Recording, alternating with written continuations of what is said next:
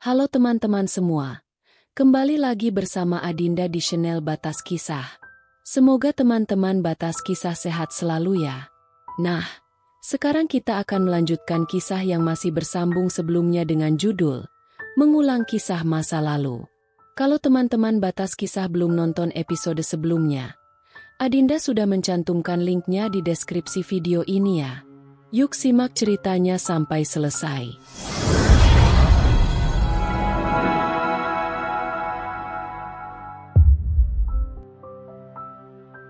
"Pah, ada telepon," teriak Sasa. Bibirnya mengerucut ketika melihat nama perempuan yang kemarin datang ke rumah sang kakek untuk menjenguk papanya. "Tolong diangkat, Sa. Papa masih ganti baju." Dengan terpaksa Sasa menuruti perintah sang papa. Tapi belum sempat dia mengatakan apapun, suara keras di seberang lebih dulu masuk gendang telinga gadis itu. "Kenapa kamu balas jawab pesanku? Datang ke sini. Aku butuh kamu." Sasa mengerjap, mencoba mencerna apa yang terjadi. Tumbuh dalam lingkungan penuh kasih sayang membuatnya tak pernah menerima bentakan dari keluarganya. Hari ini untuk pertama kali dia mendengar suara yang begitu keras. Terasa menakutkan meski hal tersebut sebenarnya tak ditujukan padanya. Bahkan jantung gadis itu kini berdetak lebih cepat saking kagetnya. "Halo? Kamu dengar aku enggak sih, Yang?" Itu. Papa lagi ganti baju." Hening selama beberapa detik. Sepertinya Claudia juga merasa kaget. Namun, tentu saja alasannya berbeda dengan Sasa. "Halo?" Sasa memberanikan diri bersuara. Suara keras tadi cukup memberi dampak pada gadis yang kini tengah menggigit bibir bawahnya. "Bilang sama papa suruh telepon tante kalau udah selesai." "Iya." Sasa memandangi layar ponsel yang telah menggelap. Tiba-tiba dia teringat kisah yang pernah diceritakan Tia, pegawai ibunya tentang seorang putri yang disiksa ibu tirinya. Oke. Di usianya yang sekarang dia sadar itu hanyalah sebuah dongeng. Tapi tetap saja cerita itu sudah menancap di otaknya. Di saat Sasa tampak bingung dan ketakutan, usapan kepala membuatnya tersentak. "Sasa, kenapa? Papa beneran mau nikah sama Tante Claudia?" tanya Sasa lirih. Menatap wajah bingung sang papa justru membuat mata bulatnya berkaca-kaca.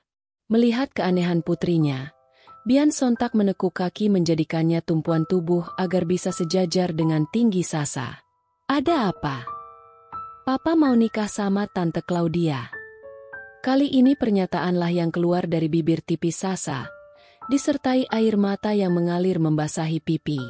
Bian merasakan dadanya dihimpit batu besar. Sesak dan sakit. Sejak dulu Sasa adalah kelemahannya. Pernah suatu ketika sang putri masuk rumah sakit dan detik itu juga dia merasa dunianya runtuh. Rumah tangganya boleh hancur, tapi tidak dengan gadis kesayangannya. "Papa nggak akan nikah kalau Sasa nggak kasih izin." Bian mengusap punggung kecil yang berada di dalam pelukannya. Berusaha memberi ketenangan dan kenyamanan. Meski kenyataannya dia dilanda gelisah karena memikirkan penyebab Sasa yang mendadak sedih. Sasa memang gadis yang ceria dan keras kepala, tapi ada kalanya berubah cengeng. Beberapa kali putrinya itu menangis hanya gara-gara melihat kucing di jalanan, tapi dilarang untuk dibawa pulang oleh mantan istrinya. "Nangisnya udah apa belum? Nanti matanya bengkak loh. Kan mau sekolah."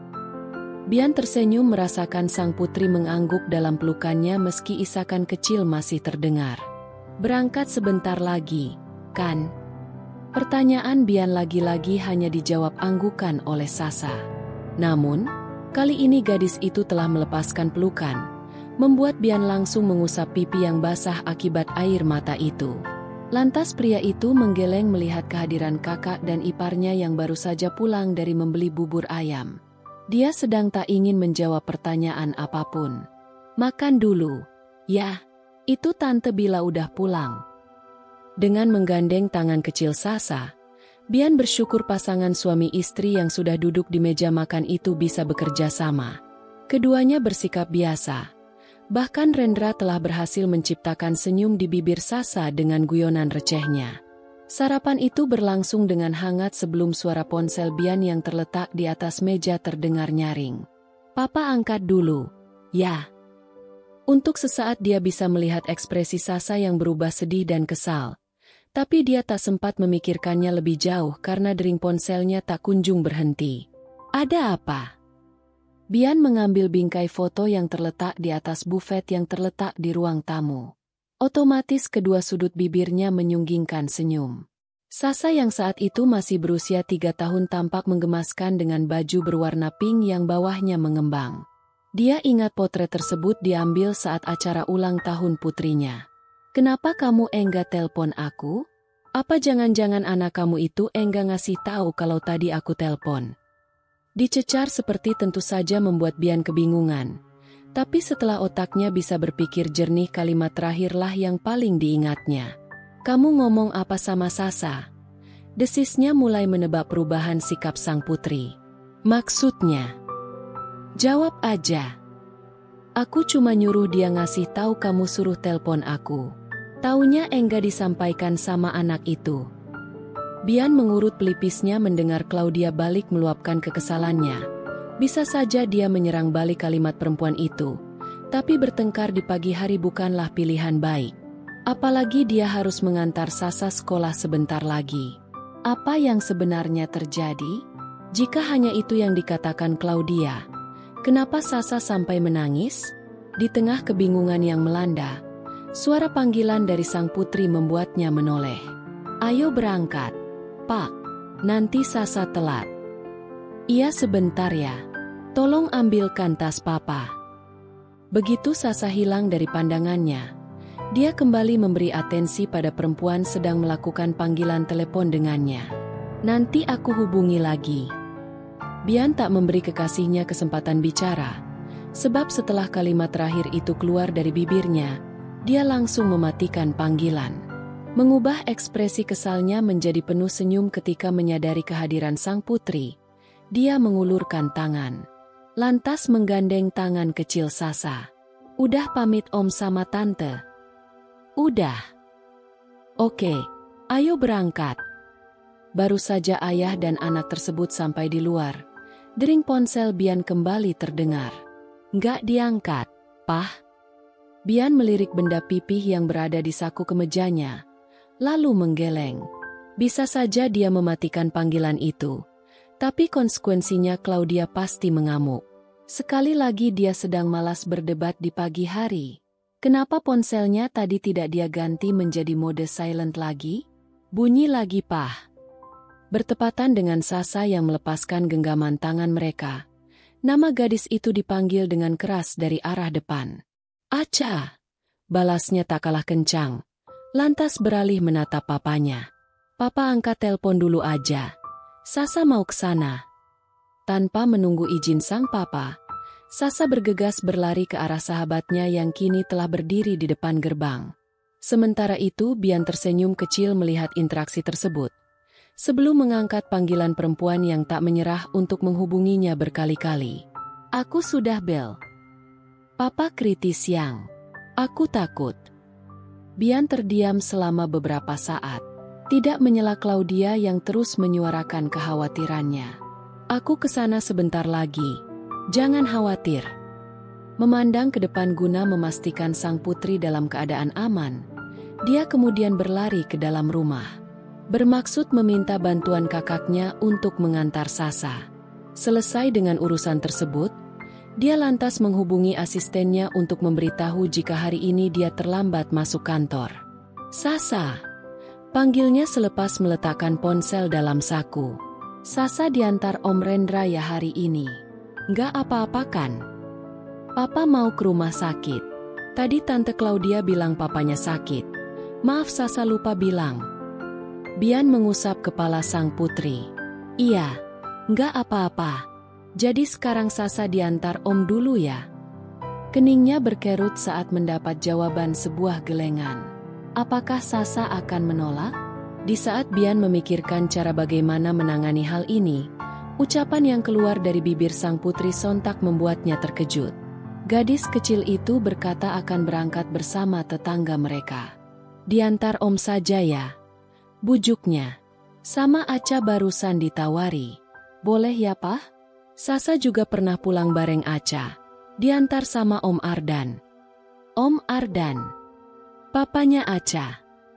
Tanpa sadar Bian menipiskan bibir, menahan jengkel yang mendadak menyelimuti diri. Sejauh apa kedekatan Alma dan tetangga barunya itu? Sampai-sampai membiarkan putri mereka diantar si Ardan itu?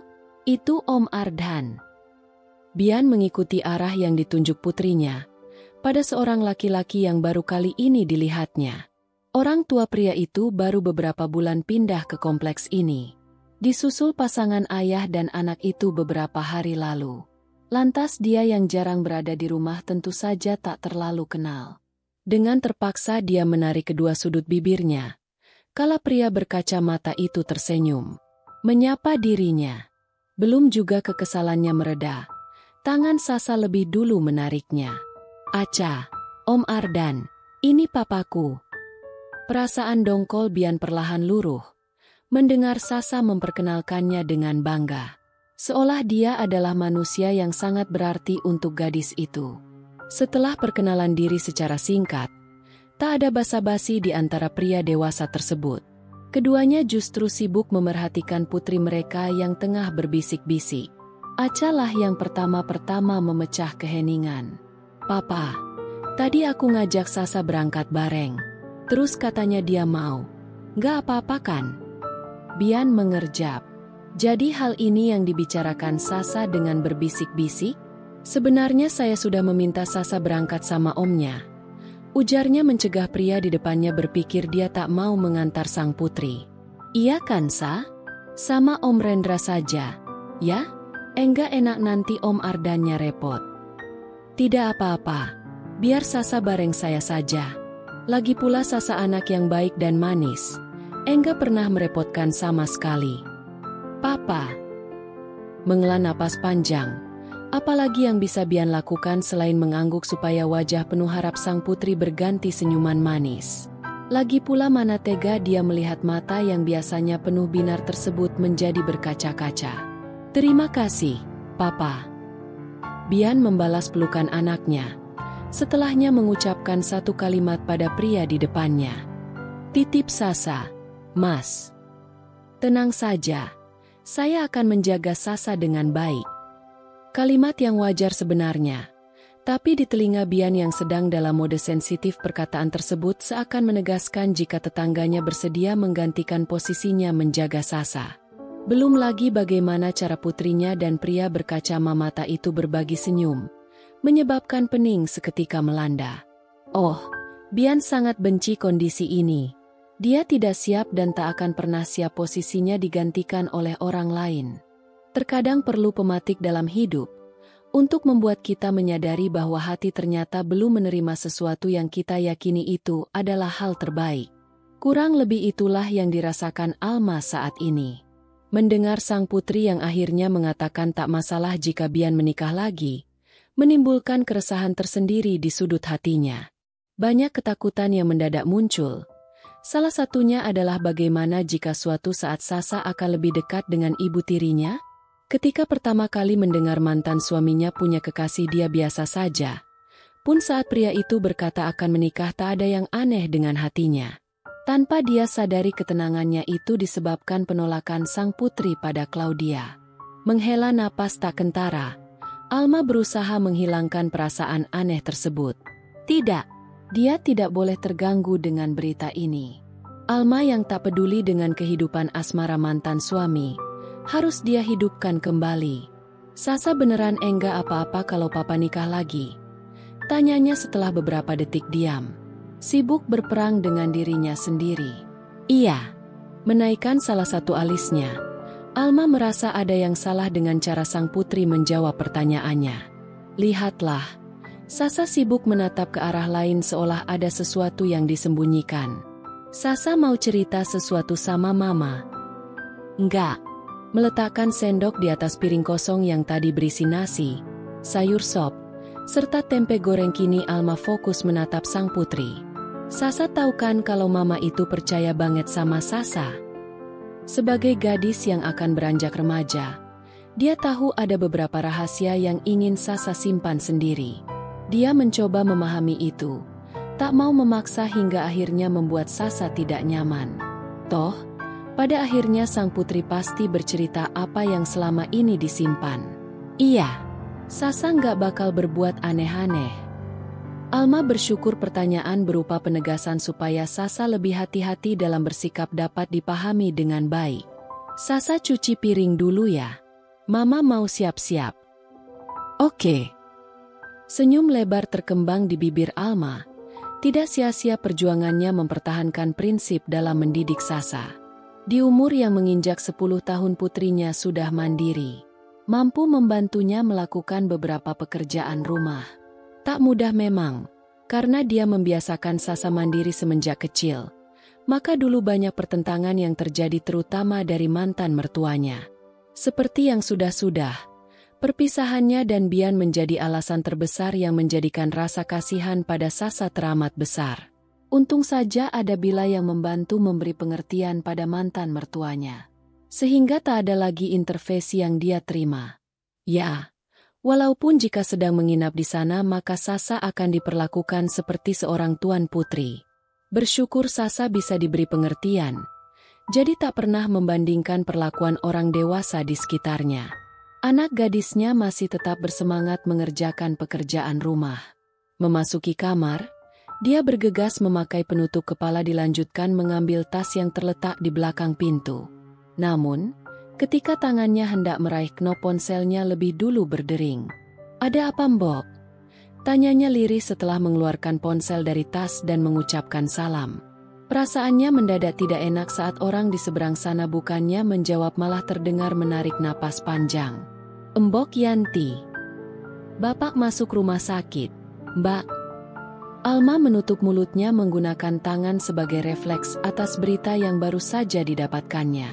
Mendadak suaranya sulit keluar. Sementara matanya telah diselimuti kabut tipis. Mbak Alma. Panggilan itu menyentak kembali kesadaran Alma.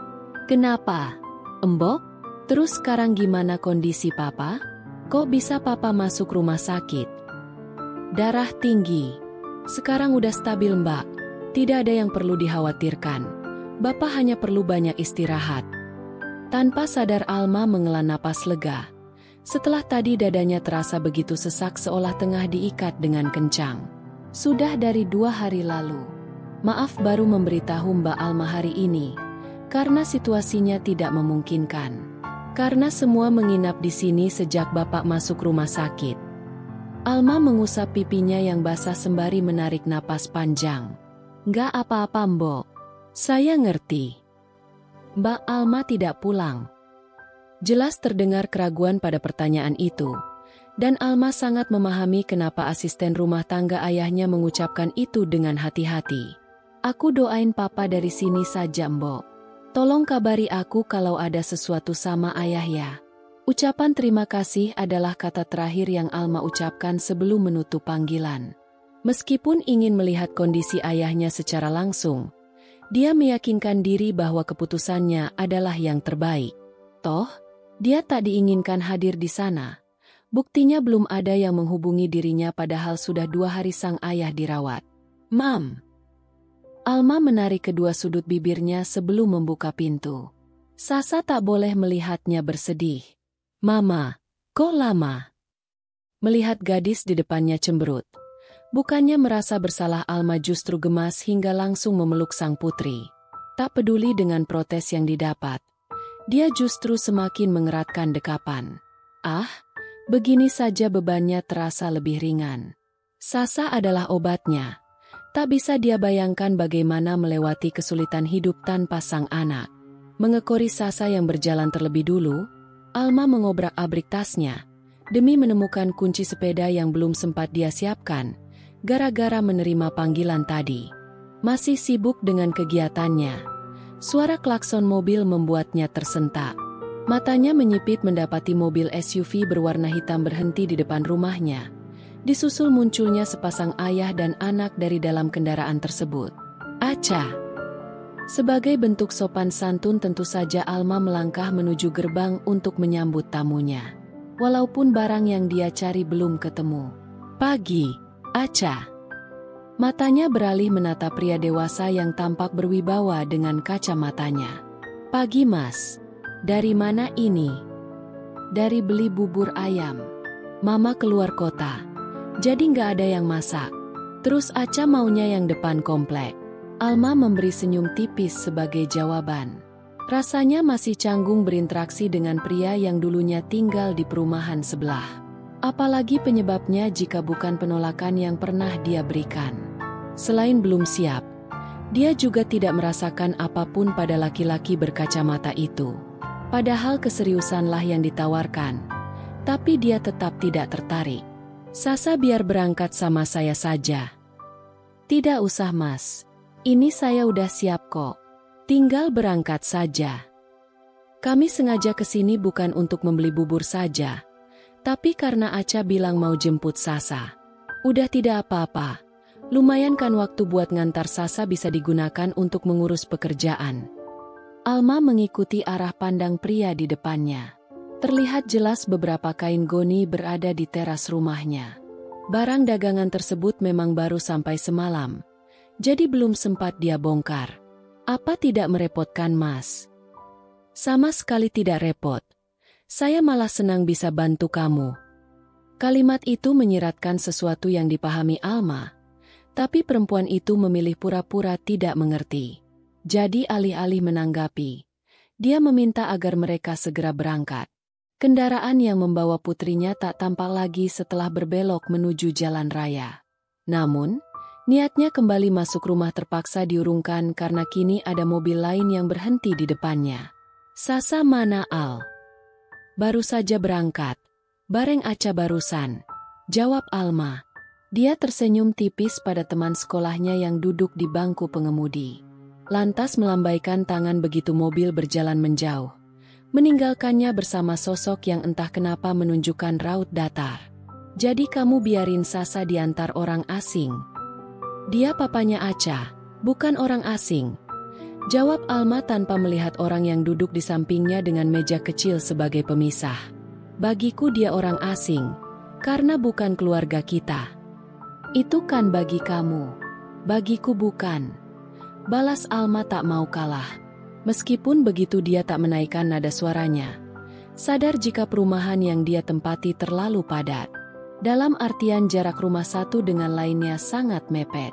Oh. Karena kamu sedang dekat sama dia. Itu kan alasannya. Kalau iya, kenapa? Masalah buat kamu.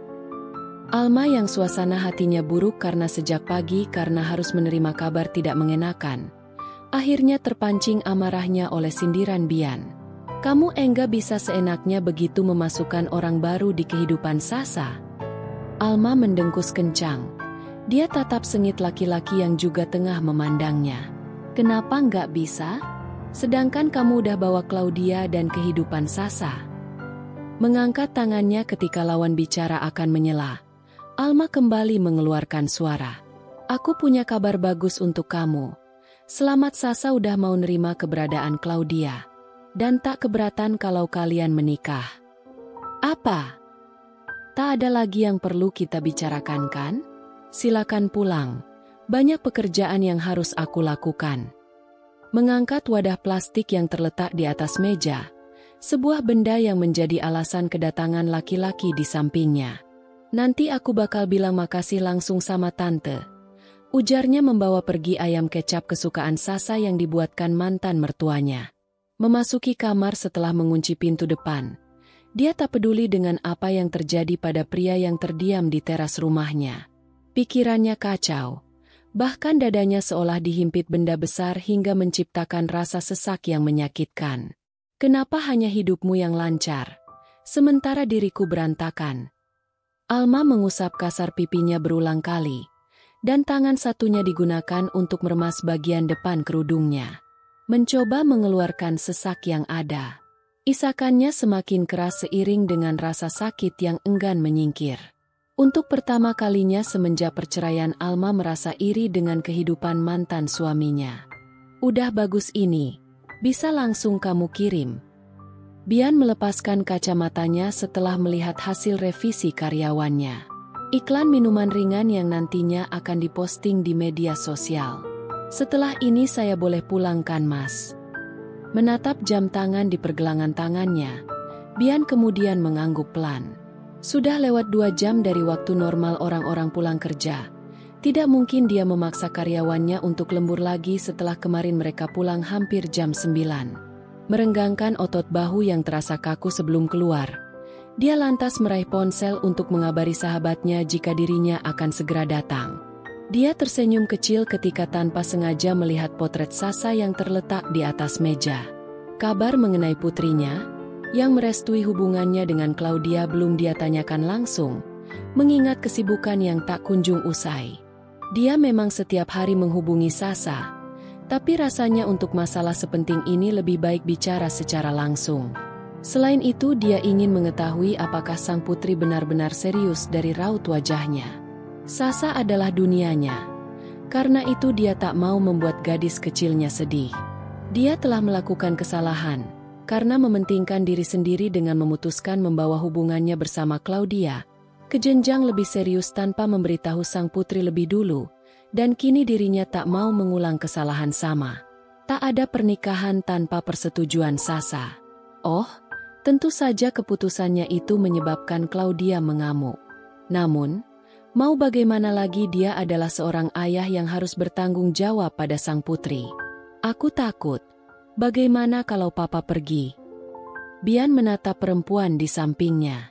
Tak seperti biasa yang akan langsung memeluk jika kekasih hati menangis. Saat ini laki-laki tersebut hanya diam tanpa melakukan apapun. Bahkan tadi hanya menyapa ibu Claudia ala kadarnya.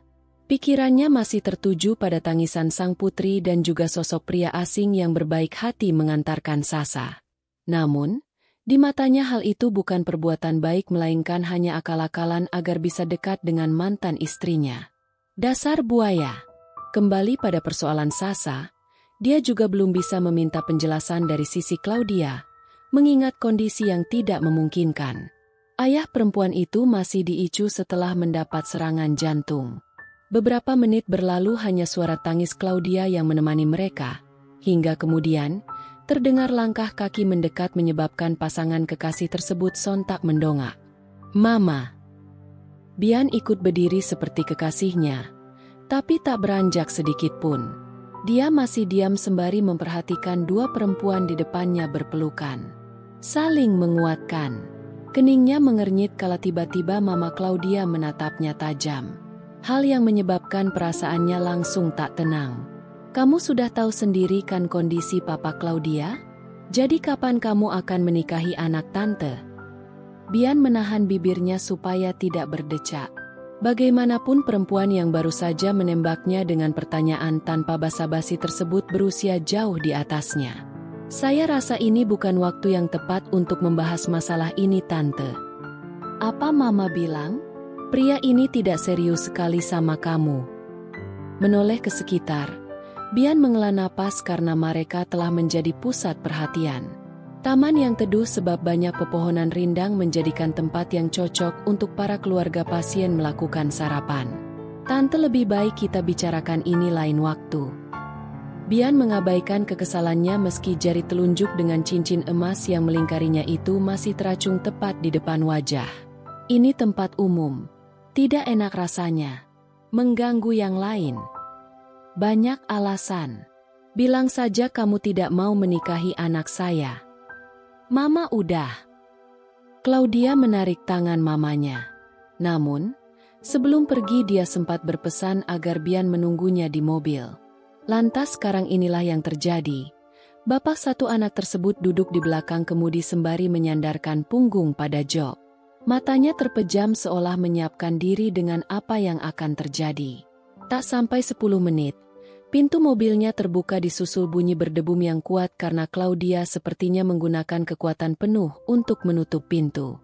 Kamu apa-apaan sih? Bisa-bisanya ngomong kayak gitu sama Mama. Bian diam, tak menyela sedikit pun. Membiarkan perempuan yang tampak lusuh itu meluapkan kekesalan. Walaupun telinganya sudah panas. Sekarang bukan saat yang tepat. Mama lagi banyak pikiran.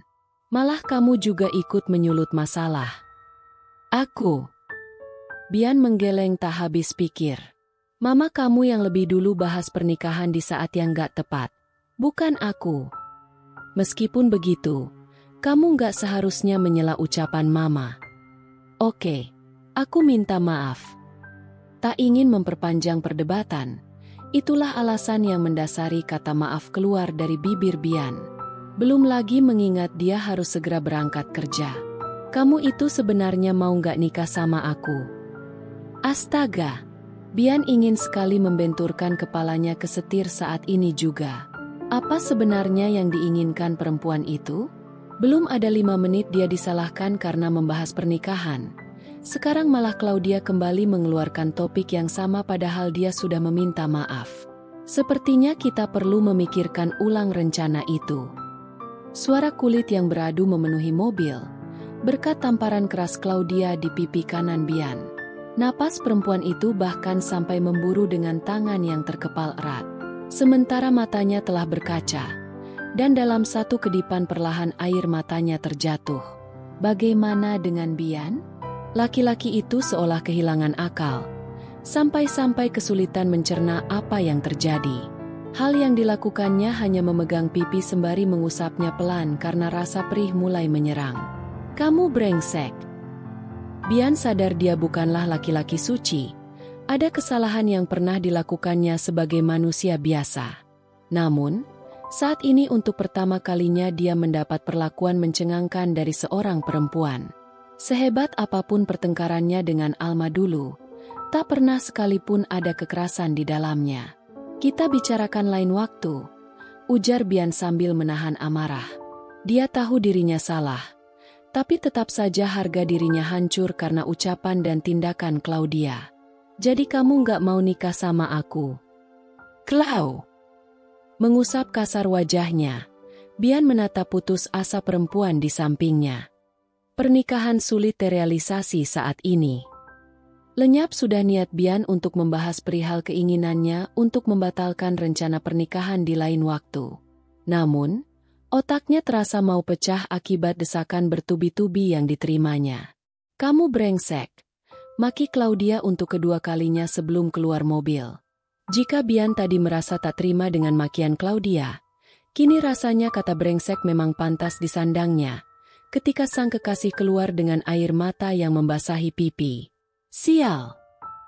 Bian meremas kuat rambutnya untuk melampiaskan perasaannya yang carut-marut. Bisa enggak sih lo datang ke rumah gue dengan wajah bersinar?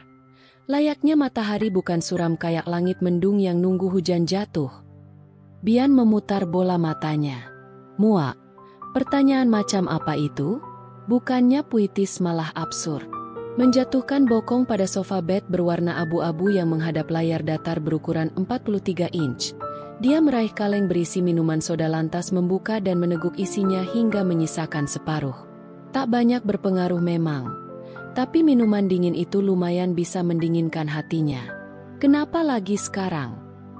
Bian melirik sinis tuan rumah, yang baru melemparnya dengan bantal sofa, lalu kini tengah sibuk menggonta-ganti channel televisi. Gue heran sama lo, bawaannya suram terus. Padahal kalau dipikir-pikir daripada gue sama anak-anak, hidup lo udah lancar jaya. Punya anak lucu, damai sama mantan istri, dan sekarang pacaran sama gadis muda. Belum lagi kerjaan udah mapan enggak kayak dulu. Serius lo bandingin masalah kayak gini? Bian mendengus, meraih kembali kaleng di atas meja. Lantas menghabiskan sisa minumannya dengan 2 kali teguk. Meskipun terkesan jengkel dengan pertanyaan sang sahabat, pada akhirnya laki-laki itu tetap menceritakan masalahnya. Dimulai dari Sasa yang menangis sampai pertengkarannya dengan Claudia. Lo emang brengsek. Ini sama artinya lo ngasih harapan palsu sama Claudia. Elang mendelik saat laki-laki di sampingnya terlihat mau menyela. Ini bukan berarti gue ada di pihak Claudia. Tapi ini pikiran objektif gue. Menyesal? Tentu saja. Bian menyesal menceritakan masalahnya pada pria yang terkenal bermulut pedas tersebut. Namun, mau bagaimana lagi hanya elang pilihannya. Dan dia sangat butuh mengeluarkan unek-unek saat ini. Rendra? Oh, bisa-bisa rahasianya bocor karena sahabatnya itu terkenal bucin pada Bila. Pasti Rendra akan menceritakan masalahnya pada Bila. Dulu gue sama anak-anak udah ngingetin berkali-kali jangan asal jawab. Pikir dulu pas Claudia ngajak pacaran. Lo itu udah lama jomblo. Jadi harus belajar lagi baca perasaan. Cinta beneran. Apa cuma kasihan? Elang membuka bungkus kacang kulit sembari melirik Bian penuh cemoohan. Sekarang bingung sendiri, kan? Tak ada kalimat sanggahan sebab Bian sadar apa yang dikatakan sahabatnya itu benar. Dia terlalu terburu-buru. Gue masih penasaran. Apa alasan lo mendadak mau nikah sama Claudia? Bian menarik napas panjang, mengingat kembali bagaimana Claudia datang ke kantornya dengan wajah murung.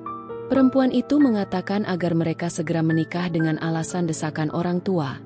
Sebab papa dan mama kekasihnya sudah tua hingga takut tak bisa melihat Claudia menikah. Ya, Claudia memang lahir ketika usia orang tuanya tak muda lagi. Hal itu juga yang mendasari sikap keras kepala perempuan itu. Hidup Claudia juga penuh tekanan karena banyak batasan dalam hidupnya. Semua itu mematik simpati Bian, yang akhirnya mau menjadi kekasih sekaligus calon suami perempuan itu. Lo udah tua, pernah gagal juga. Masa gara-gara hal itu lo mau aja nikah sama Claudia? Bukan itu poinnya. Claudia yang takut bikin orang tuanya kecewa. Buat gue ingat sama diri sendiri. Lo tahu gimana kecewanya orang tua gue dulu? Pas rumah tangga gue hancur. Bian mengusap kasar wajahnya ketika bayangan wajah sedih ibunya berputar di otak. Pikirkan lagi baik-baik langkah selanjutnya. Ujar Elang tak lagi mendebat. Pria itu paham kekalutan yang dirasakan sahabatnya. Kalaupun lo mau mutusin Claudia, cari waktu yang tepat. Ya, meski sebenarnya enggak ada waktu yang pas, tapi setidaknya jangan sekarang. Bian mengangguk. Toh, dia belum tahu akan bagaimana ke depannya. Kecuali masalah pernikahan yang harus dengan izin Sasa. Putus atau lanjut belum dia tentukan. Satu lagi, gue harap ini beneran alasan lo. Jangan sampai pikiran gue sama anak-anak selama ini bener. Elang menatap serius sahabatnya yang tengah bertemu muka dengannya. Kalau lo nerima Claudia gara-gara sakit hati, Alma nolak diajak rujuk. Bian membuka pintu yang membawanya ke arah balkon. Dari tempatnya berdiri dia bisa melihat cahaya dari lampu mobil. Kecil tapi tampak indah. Hal yang sangat disukai Alma, hingga perempuan itu mempunyai cita-cita ingin membeli apartemen ketika sudah bekerja. Sebuah keinginan yang sampai sekarang belum tercapai. Berdecak pelan, dia mengusap kasar wajahnya kala nama mantan istrinya tersebut kembali hadir dalam pikiran, membuatnya mengingat percakapan dengan Elang. Dia tidak pernah lupa hari itu. Hari di mana ketakutan terbesarnya muncul serta patah hatinya terulang kembali. Pukul 3 pagi ketika langit masih gelap, ayam pun belum terdengar berkokok. Kala Bian merasakan benda pipih yang semalam dia letakkan di atas nakas bergetar secara konstan. Butuh beberapa detik sampai nyawanya terkumpul dan mengambil ponsel tersebut. Begitu melihat nama Alma tertera di layarnya yang dihiasi wajah Sasa saat masih bayi, dia langsung bangkit. Kantuknya pun lenyap seketika. Ada apa, Al? Tanyanya dengan detak jantung yang menggila setelah menjawab salam sang mantan. Tidak biasanya Alma menelpon di pagi buta. Mendadak dia mengingat cerita jika mendapat telepon di malam hari kemungkinan akan mendapatkan berita buruk. Oh, jangan sampai itu terjadi. Sasa di rumah sakit. Apa? Bagaimana bisa? Tadi dia baik-baik saja kan?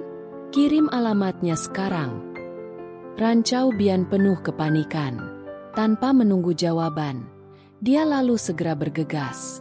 Tak berganti baju, tubuh yang dibalut kaos pendek dan celana training itu hanya ditutupi jaket yang dia ambil acak dari lemari.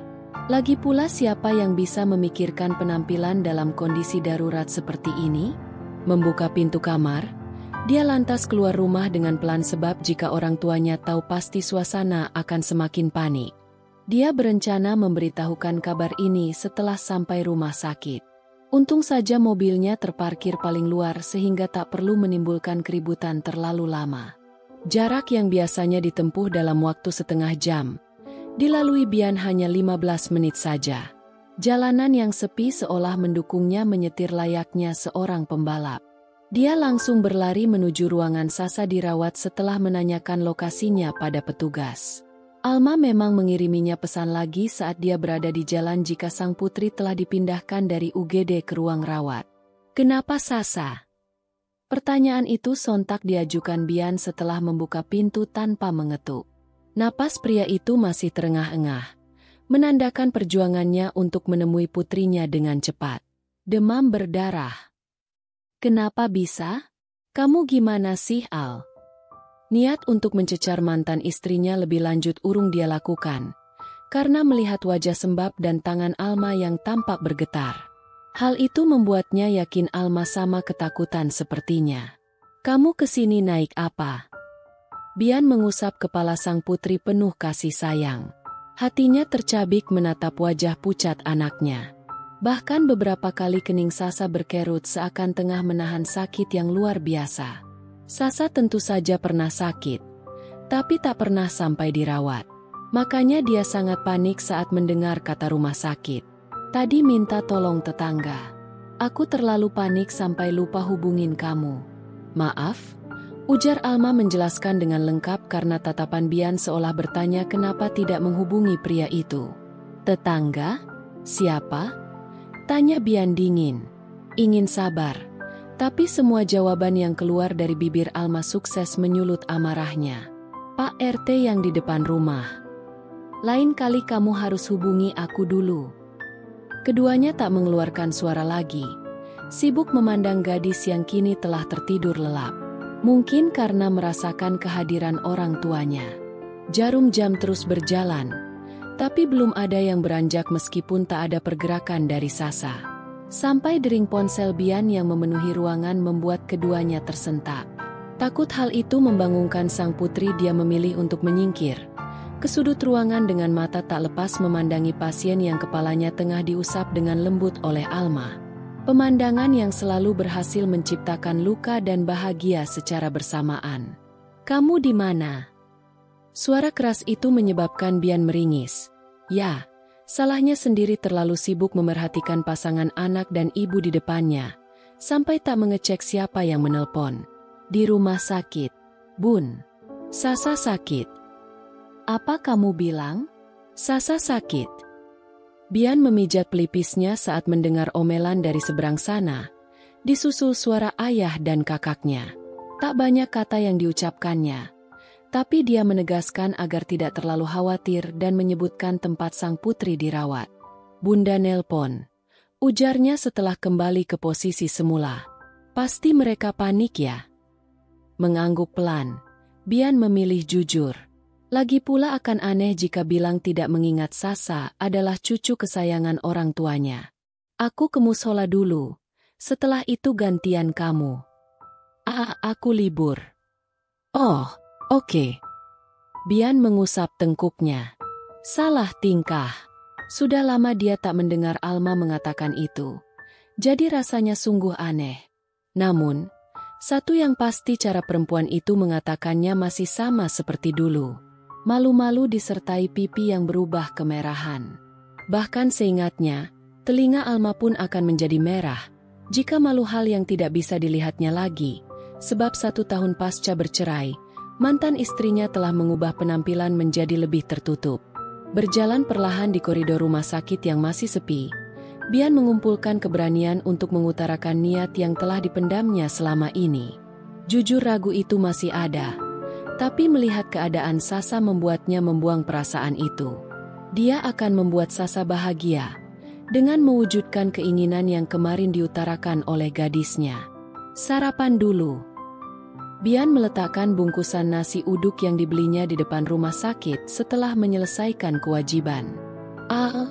Panggilnya karena tak kunjung mendapatkan jawaban. Perempuan itu masih tetap di posisi semula, di samping Sasa. Nanti saja. Jangan keras kepala.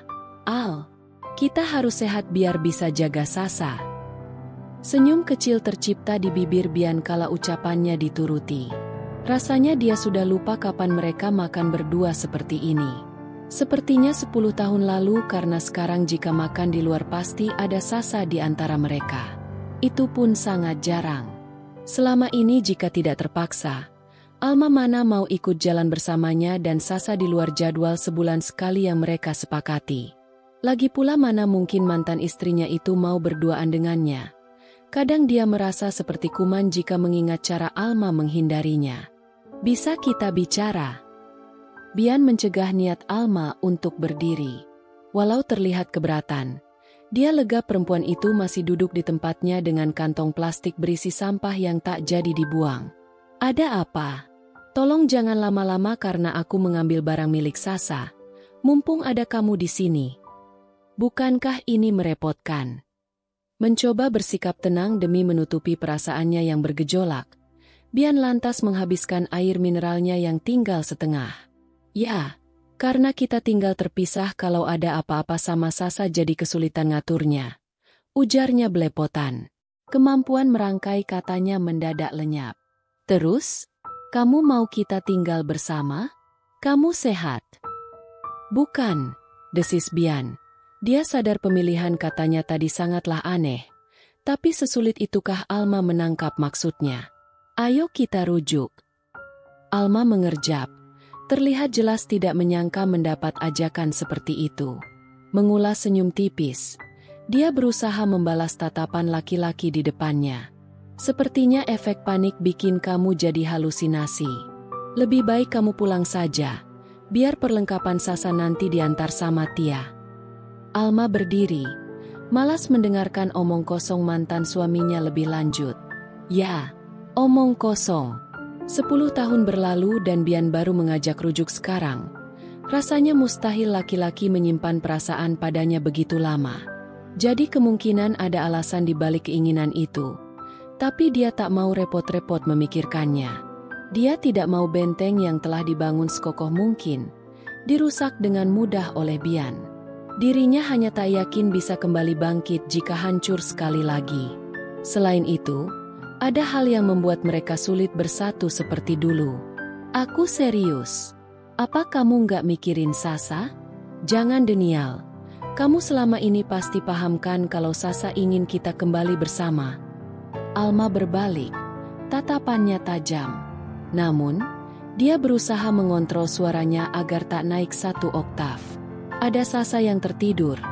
Selain itu rumah sakit bukanlah tempat yang cocok untuk saling adu mulut. Aku tahu, sangat tahu, tapi bukan berarti kita mengabulkannya. Kan? Ada pilihan lain, memberi pengertian Sasa tentang kondisi kita dan terus ada untuknya seperti yang selama ini kita lakukan. Kalimat panjang yang diucapkan dengan cepat menyebabkan Alma merasa tenaganya terkuras habis. Tanpa sadar tangannya pun menggenggam erat kantong plastik yang berisi sampah. Jujur dia tak menyangka akan ada pembahasan masalah rujuk. Setelah dirinya berjuang bertahun-tahun untuk mengubur keinginan itu. Aku pergi dulu. Tanpa menatap lawan bicara, dia berjalan meninggalkan ruangan yang memberinya rasa sesak seolah tak ada oksigen di sekelilingnya.